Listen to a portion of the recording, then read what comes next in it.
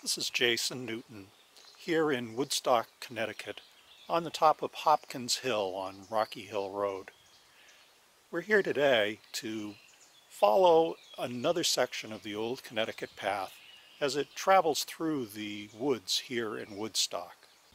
Woodstock resident Lloyd Williams recounted the route of the Old Connecticut Path coming from Woodstock Center up Rocky Hill Road to Hopkins Hill, and then on a diagonal or southwesterly route through the woods over to Crystal Pond.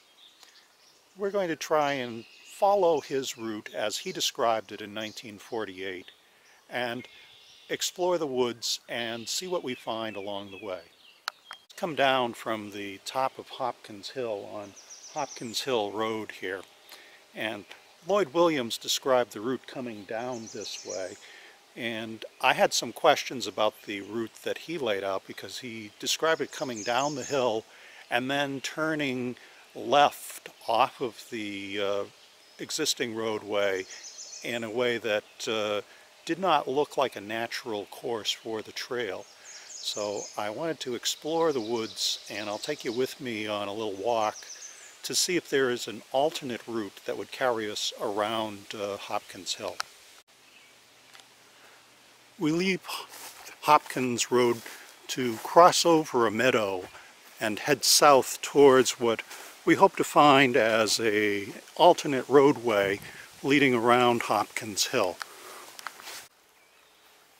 As we come over the top of the meadow and follow along the hedgerow at the edge, we reach a barway, and as we come on through here and fight our way through the barberry, we come down to an ancient roadbed running downhill, and we'll turn and see running right uphill to the east that is not on any of the early maps of this area.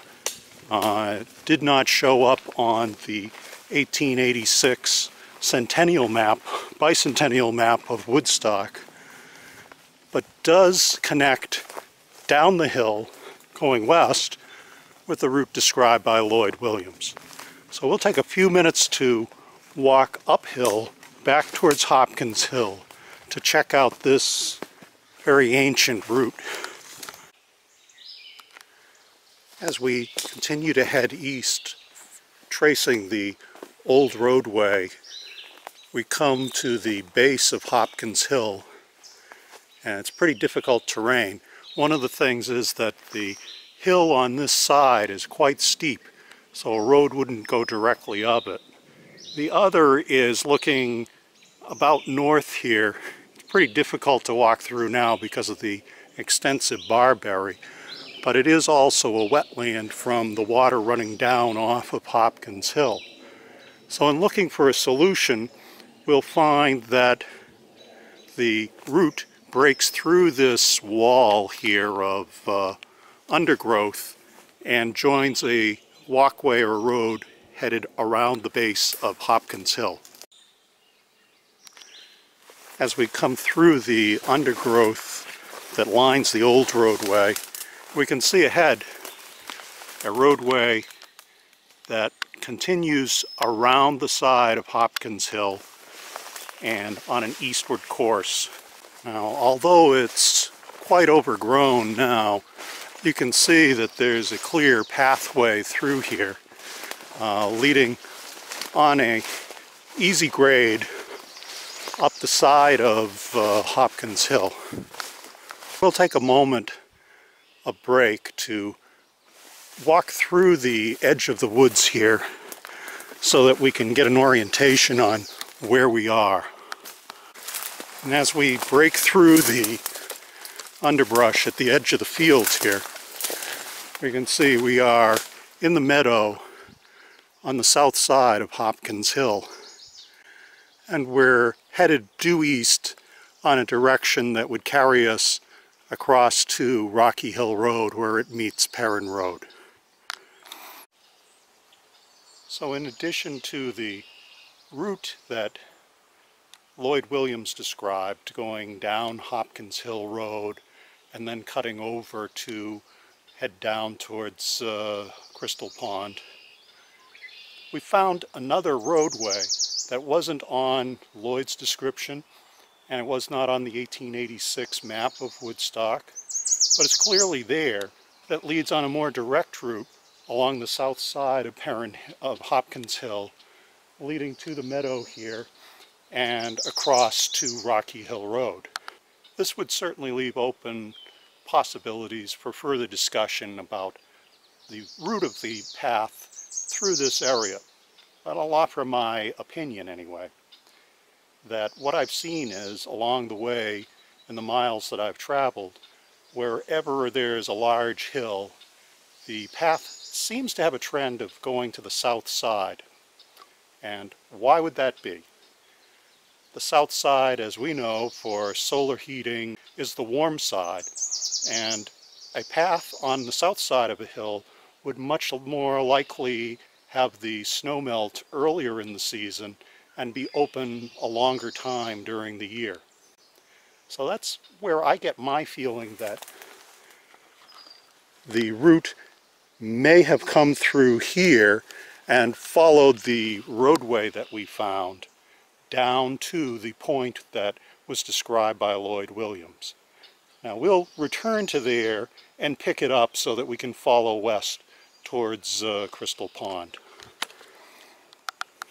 Now as we follow this down, you can see the road has obviously been out of use for many, many years.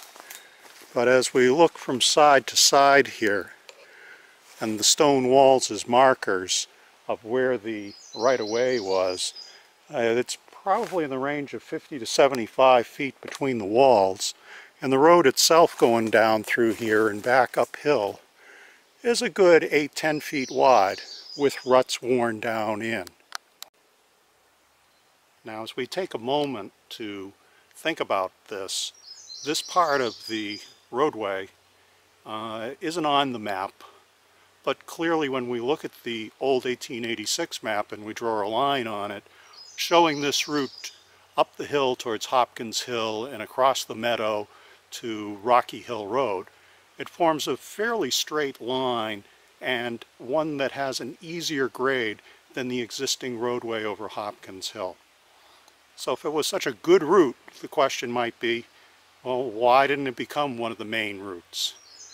Well, I'll offer my opinion that it's likely that as the population declined here, there were no people living on the roadway in this section, and there were alternate roads that the town could maintain for those who lived along the route that accomplished the same thing over time.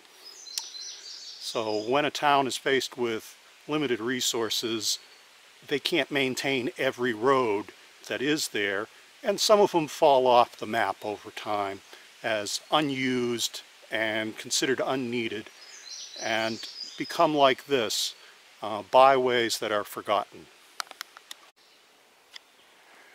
We've come downhill on the road that is no longer on anyone's map to the point where it meets with the roadway and path that Lloyd Williams suggested was the route. And as we turn and head on, we can see that there is in fact an old road down here, believe me, but it's been taken over by barberry and raspberry, which makes travel a little difficult. So as we follow the traces of the roadway, it leads us down to the edge of a cornfield, and we'll follow the traces right through this barberry, which is not a native species.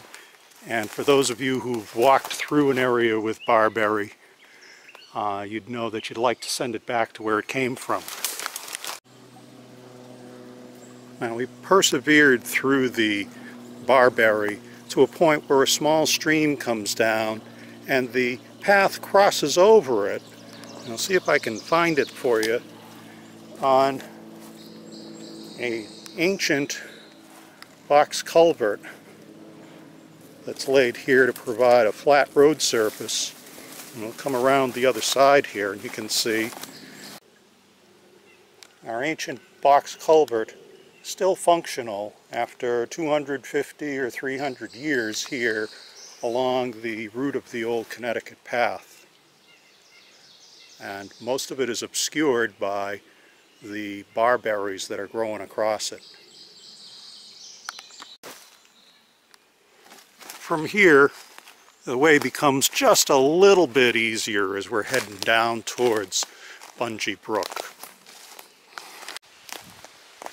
As we break out of the barberry and the undergrowth, we can follow the old roadway downhill, and you get a sense of, again, how wide it is by the stone walls marking the side, and the fact that the roadway has been worn down into this place, indicating that it's likely to have been a route that was in long use. However, since it's no longer maintained and it provides a nice grade downhill to the brook, it's been taken over by nature as a way to carry the spring runoff down to Bungee Brook. Our journey down along this route has brought us to the edge of Bungee Brook. And just as Lloyd Williams described, there was a bridge here at one time. If we come right down to the footings for the bridge, you'll see that this was a place in the early years of settlement. There was a bridgehead here going across Bungee Brook that no longer remains. And the roadway itself heads southwest from here. Now, the flow of the water here on Bungee Brook is such that I'm not going to attempt to cross it, as my crossing days have been limited. But we will take a turn around and get to the other side so we can see how the path continues from here. But before heading on to our next part of the Old Connecticut Path, I wanted to take a moment to walk just downstream a short distance to the falls of Bungee Brook for a moment of quiet rest.